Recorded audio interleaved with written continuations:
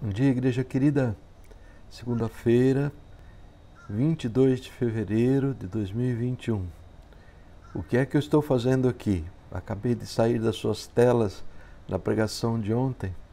Eu vou contar para vocês. Nós, os seus pastores, pastor Bebeto, pastor Ercídio, pastor Jonas, pastor Ricardo e eu, temos visto a importância tão grande da palavra do Senhor que nos conta lá em Filipenses capítulo 4, 3, que nós precisamos fazer todo o empenho, todo o esforço para mantermos a unidade do povo no Espírito de Deus. Então, queridos, nos parece bom que todos estejamos centralizados na nossa busca à palavra de Deus. Em João 12, por exemplo, que é o assunto que ainda nós estamos estudando. Posteriormente vamos para os 13, 14. E eu queria muito, e tenho orado por isto, e eu sei que lá no seu coração a decisão lhe pertence, mas eu queria muito ter esse privilégio de estar junto com os demais pastores, que eu mencionei o nome, sendo aquele que alimenta a sua alma. Afinal, o Senhor nos constituiu como pastores desse pequeno rebanho que nós chamamos cabeceira. E ao alimentá-los, nós estamos usando o mesmo tipo de alimento. Ele é dado, nós refletimos sobre ele, o povo digere o alimento, permite ao Senhor que fale aos seus corações, e nós vamos crescendo com uma só fé, uma só mente, um só Senhor. Esta é a ideia, irmãos. Esta é a ideia. Conforme eu dizia ontem no culto, nós estamos num mundo que é um sistema aberto. Nós não podemos evitar que pessoas vejam ou assistam isto ou aquilo no WhatsApp, no text message, no YouTube, na internet. Impossível guardá-los dos males que vêm através dessas vidas. E eu não digo que tudo é mal, mas muita coisa, doutrinas contrárias, doutrinas anticristo, é que o povo tem recebido e às vezes aceitado. Então estamos aqui, queridos, com esse cuidado que o Senhor colocou no nosso coração para dar para vocês uma versão resumida do culto de ontem à noite, da pregação de ontem à noite, de João capítulo 12. É a parte que eu chamei de parte D, é a quarta parte. E este vai ser o nosso tema para esta semana. Eu vou estar enviando para vocês um panfleto que eu fiz, um resumo disto que eu vou falar agora, nos próximos poucos minutos. E o papel desse resumo de papel é que você o leia. A intenção é que você o leia à medida que você busca o Senhor nas suas horas devocionais.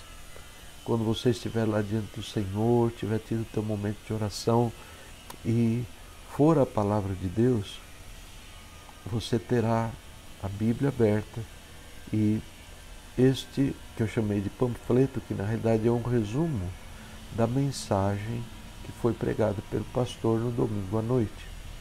E finalmente, ao longo da semana, na segunda-feira, pastor Nery e Débora estão com o grupo Discípulos de Cristo.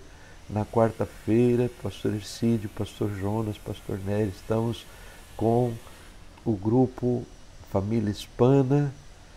Na quinta-feira, pastor Ricardo e Silvana estão com o grupo Oração nos Lares. E na sexta-feira, pastor Jonas, pastor Ercídio estão com o grupo Ebenezer. No sábado, pastor Bebeto e Sheila estão com os Amadíssimos. E no domingo de manhã, o pastor Jonas encerra o ciclo pregando uma mensagem em espanhol para os nossos irmãos que estão em Naranja, ou para todos. Então, queridos, o plano parece muito bem feito. palavra do Senhor nos ensina que o homem pode fazer bons planos, mas a resposta vem do Senhor. Por isso, eu quero humildemente nessa hora que nós busquemos o Senhor e peçamos a sua inspiração para esses minutos. Sim, Pai querido, eu tenho conversado com tantos, não sei com quantos, em quais, mas eu te peço para que sejam todos, Senhor Deus, tuas ovelhas preciosas desse rebanho que o Senhor resgatou. Dá-nos agora, Senhor Deus, esta virtude de saber sintetizar de uma forma clara e ao mesmo tempo agradável o coração do seu povo. E fale aos nossos corações. Unja, Senhor Deus, os 5 pastores ao falarem. Unja, Senhor Deus, o povo querido ao ouvirem. Eu te peço no nome de Jesus. Amém. Queridos, nós vimos na parte C que Jesus, depois de ter recebido grandes homenagens, muita glória dada pelo povo quando entrou em Jerusalém, na sua entrada triunfal, e uma grande honra daqueles gregos, ao que tudo indica, eruditos, que vieram de longe para conhecê-lo, dando-lhe com isso tanta honra, Jesus, em resposta, diz àqueles que ouviam: chegou a hora de eu verdadeiramente glorificar ou contar para vocês como é que eu sou glorificado. E assim será. Da mesma forma que um grão de trigo cai no chão e morre para então aparecer muito fruto, isso é o que vai acontecer comigo. Jesus estava nos contando que este era o ponto alto da sua missão, de que ele viria ao mundo, ele veio ao mundo e o objetivo dele era morrer para que muitos pudessem nascer. Nós vemos em continuação ele nos contar que esse não é só um papel de Jesus, mas também o nosso papel.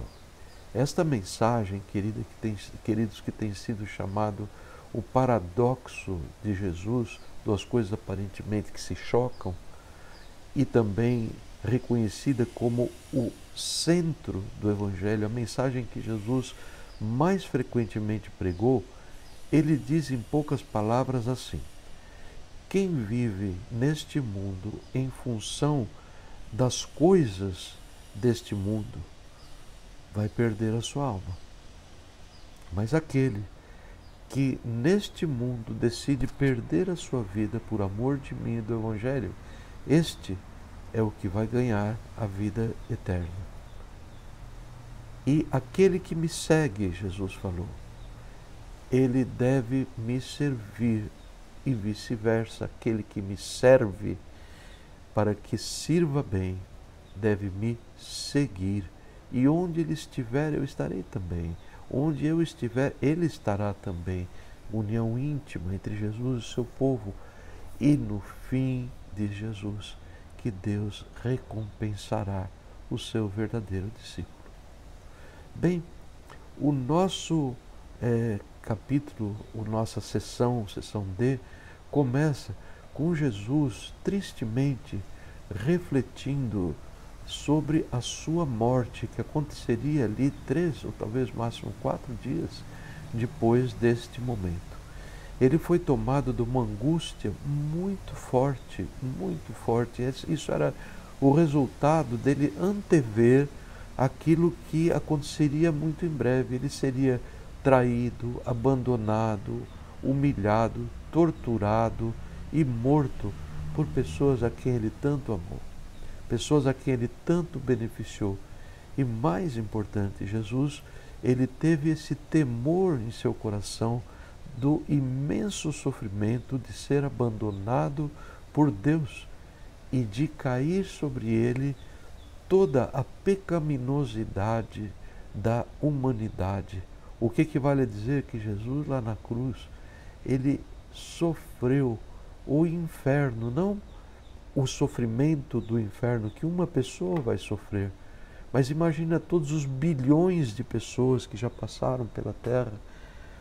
o inferno que competia a cada um delas, que cada uma delas faria jus, o sofrimento do inferno dessas bilhões de pessoas caíram sobre Jesus e ele temia e ele temeu, e claramente ele nos conta, sem nenhum pedido de desculpa, ele temeu que o Pai iria lhe dar as costas, como de fato aconteceu. Nós vimos também como isto é tão claro, esse seu sofrimento, a sua agonia diante da morte lá no jardim do Getsêmani. Mas o grande ponto que nos mostra o amor grandioso de Jesus é que, ao orar ao Pai e pedir a Ele: Pai, se possível, passa de mim esse cálice, suando sangue, agonizando na presença do Pai, Deus Pai olha para tudo aquilo e Ele decidiu concordar com Jesus. Foi como se o Pai dissesse: sim, filho, pode voltar, não é necessário ir em frente. E Jesus, ainda assim, decidiu: não, eu irei em frente e eu seguirei o plano de amor original traçado por Deus Pai. Que coisa tremenda, que coisa tremenda. E só por isso nós somos e outros serão salvos. Bem, Jesus conta uma coisa muito importante no seguir da sua fala. Ele nos conta que ele se tornou, a palavra endossa isso lá em Hebreus 5, de 7 a 9, tendo se tornado a causa da grande salvação. Jesus nos conta que o tempo para o julgamento do mundo havia chegado. Isto é, ao morrer na cruz, ao ser rejeitado e crucificado com todos os requintes de crueldade lá na cruz, Jesus, então, ele diz que este procedimento daquele povo é o que traria julgamento eterno e inferno sobre eles. Alguns dirão: interessante, isso ficou lá no passado, só aqueles que vão sofrer. Não, irmãos, não. Nós podemos projetar isto na história, e todos aqueles que procedem da mesma maneira, rejeitando a Jesus, endossando a sua crucificação, isso é o que eles estão fazendo, e eles serão punidos pela ira de Deus, porque não aceitaram o presente, o perdão que Jesus lhes deu. Bem, queridos, nós vimos ainda que Jesus anunciou a completa derrota de Satanás, completa derrota de Satanás. Ele viveu como homem, foi tentado, porém jamais pecou. Ele morreu e eliminou a condenação de toda a humanidade e ressuscitou para que os homens pudessem ser justificados. E este foi o fim da carreira de Satanás e seus demônios. Eles ainda se encontram por aí fazendo as suas más ações, mas a palavra do Senhor nos conta que ele já tem o seu fim decretado, e naquele dia, quando ele chegar, Deus os lançará, todos os perversos, todos aqueles que preferiram ficar sem perdão porque não receberam o perdão de Jesus, serão lançados nas chamas do lago de fogo que arde por toda a eternidade. Jesus conta isso também, e Jesus segue para aquele ponto em que o povo rompeu com ele, o ponto de quebra do relacionamento daquele povo que clamava em altas vozes: bendito que vem em nome do Senhor, Hosana, que maravilhoso, esse é o rei de Israel. Jesus começou a contar detalhes de como seria a sua morte, que ele seria erguido como a serpente foi no deserto. E este povo que sabia, pelo ensinamento da palavra, que o Messias, o Salvador, ele viria como Messias sofredor, e ao seu sofrimento se seguiria a glória do Messias glorioso, do Messias triunfante. Mas o povo não recebeu. Ao ouvir dizer que Jesus veio morrer, que Jesus iria sofrer e que ele requeria dos seus discípulos que morressem para si mesmos e vivessem para Deus, este povo fez um pulso de desafio a Deus e disse: nós não queremos o Messias sofredor. Nós não queremos. E foram para o inferno, como nós dizemos. Sofreram a condenação porque rejeitaram ao Messias. Ninguém pode aceitar uma parte só. Nas suas mentes, eles pensaram que tudo se equacionou desta forma. Nós vamos ficar só com a bênção. Nós não queremos compromisso, nós não queremos trabalho cristão, nós não queremos igreja, nós queremos só a bênção. Isto não existe, queridos. Este é um plano, este é um engano de Satanás para levar pessoas à perdição. Por isso eu quero fechar dizendo a todos que o tempo é curto. Venham para a luz, disse Jesus, enquanto a luz ainda está com vocês. Isaías nos diz: buscai ao Senhor enquanto se pode achar, invocai-o enquanto está perto. É tempo de nós pedirmos ao Senhor perdão e de pedirmos: ó Deus, eu quero dedicar a minha vida sim ao Senhor, eu quero me encaixar nos seus planos. Eu entendi que não basta crer, não basta acreditar mentalmente. Eu entendo que da minha mente transformada pelo Senhor, eu devo enviar esta mensagem ao meu coração. Eu quero viver diariamente para o Senhor Jesus.